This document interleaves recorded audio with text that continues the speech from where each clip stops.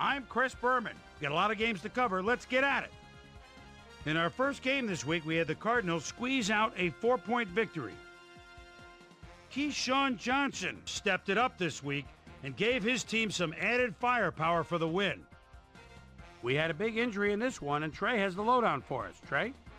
All right, Chris, thanks. This week had some big injuries, and we'll get to all of them, but we're going to start right here. John Lynch sticks out on this list as one of the more costly injuries. Doctors confirming the worst this week, a torn hamstring, and that'll put him out for 7 weeks. Now, on to even bigger news, as you may have already heard. Dominic Raiola is officially on injured reserve. He'll miss the season, and of all the places you hate to lose established players, the offensive line has to be the worst. So that'll do it for now. Chris, let's send it back to you. In an AFC South matchup, we had the Texans pick up their 3rd win of the season. We had an interesting free agency pickup of note here. Trey's got the lowdown for us. Trey? All right, Chris. Let's switch gears and talk about players that'll have new homes in the National Football League, as free agency continues to play such a huge role in determining a team's makeup. This guy is on the move as he gets a contract for what can only be referred to as crazy money. 6 years, $5.5 million, plus a $1.1 million signing bonus. Johnson will also have a new address for a while as he signs a 4-year contract with the Texans.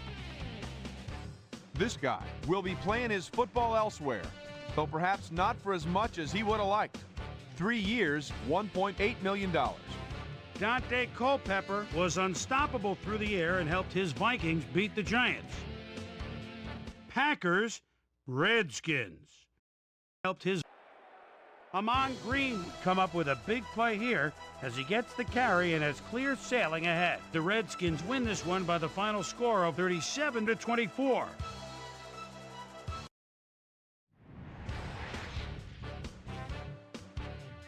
Up in the Windy City of Chicago, we had the Bears lose by 6 points. Up at Giant Stadium, we had the Jets get whipped by 34 points. The Chiefs' defense pummeled their way to 5 sacks in their win at Arrowhead Stadium. The Titans won at home and will have time to savor the victory as next week is their bye. Jake the Snake Plumber had yet another productive game, keeping his streak alive, but in the end it wasn't enough to get the win. Patriots, Steelers. Corey Dillon is just thinking, let's get out of the shadow of our own goal line. There's a first down. What shadows? The only shadows are the defenders behind him. He could go all the way. A 98-yard run. The Patriots go on to win this by the final score of 55-34. In a long-standing AFC rivalry, we had the Chargers pick up win number 2. Stephen Davis ran like a wild man and definitely helped his Panthers beat the Seahawks. And last but not least, we had the Eagles come away victorious. So let's change things up a bit and turn to a guy that's had his eye on the college game, and that's our own Mel Kiper Jr. He joins us now. Mel, your work never ends, I know. Believe me, I know better than anybody else.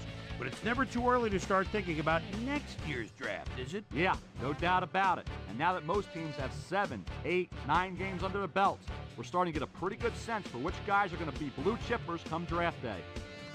Erickson is a guy right off the bat that's really impressed me thus far. 6'5", 351, out of Pittsburgh. And here's a guy that really intrigues me a lot. Something of a late bloomer. But I tell you, I got a chance to watch him play a couple times this year, and he's shown me that he's as good as any offensive tackle in the country. Todd is another guy that's starting to make some noise with a terrific senior season. He was a virtual unknown coming into this year, but people are starting to project him to have a solid NFL career. I'm starting to jump on the bandwagon as well. So that'll do it for now, but you can guarantee that the big board is going to see a lot of risers and fallers between now and April. So that'll just about do it. But before we go, I'm going to toss out a few game balls to my prime-time players. Each and every one of these men had a week to remember. That'll do it, sports fans. I'm Chris Berman, and thanks so much for joining us here in the Bristol studios. We'll see you next week right here on ESPN, the worldwide leader in sports.